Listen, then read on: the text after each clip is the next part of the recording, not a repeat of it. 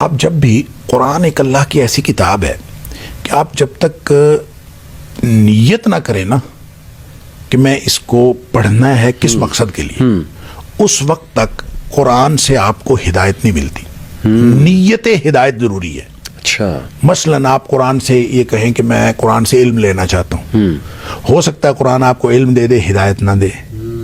آپ کہیں میں قرآن سے ثواب لینا چاہتا ہوں، ہو سکتا ہے ثواب مل جائے، آپ کو ہدایت نہ ملے۔ زبردست بات۔ ہو سکتا ہے آپ کہیں کہ میں قرآن سے شفا لینا چاہتا ہوں، ہو سکتا ہے یہ شفا دے دے، ہدایت نہ دے۔ اس کی وجہ ہے، اس کی وجہ یہ ہے کہ اللہ کریم نے اپنی صفت یہ بیان فرمائی ہے کہ انا عند ظن عبدی بی، صحیح، میں اپنے بندے کے ساتھ اس کے گمان کے مطابق معاملہ کرتا ہوں۔ بالکل صحیح۔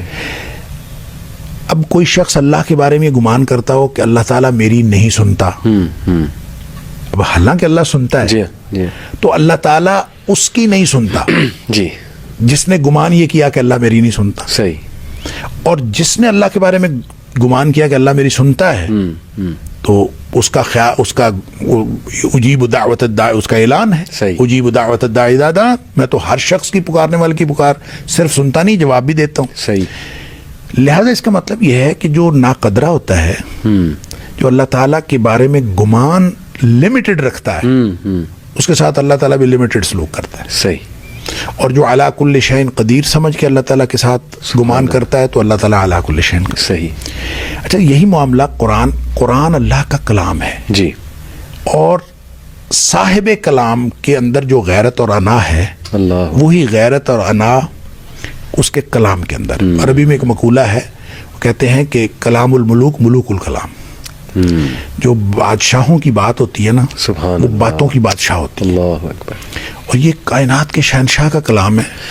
تو کوئی شخص اس کے بارے میں گمان رکھے کہ میں نے اس سے یہ لینا ہے تو وہ دو دے گا، لیکن اس کو ہدایت نہیں دے گا۔ دیکھیں، میں یہ کہتا ہوں کہ قرآن کو بنظر غائر پڑھنے سے اور اس کا فہم حاصل کرنے سے، اس سے نقطہ آفرینیاں کرنے سے اگر ہدایت ملتی ہوتی نا تو مستشرقین سب سے بڑے ہدایت یافتہ ہوتے۔ صحیح صحیح۔ جتنا باریک بینی سے انہوں نے پڑھا ہے نا، اتنا باریک بینی سے مسلمانوں نے بھی نہیں پڑھا۔ جی جی، لیکن نیت ان کی کیا تھی؟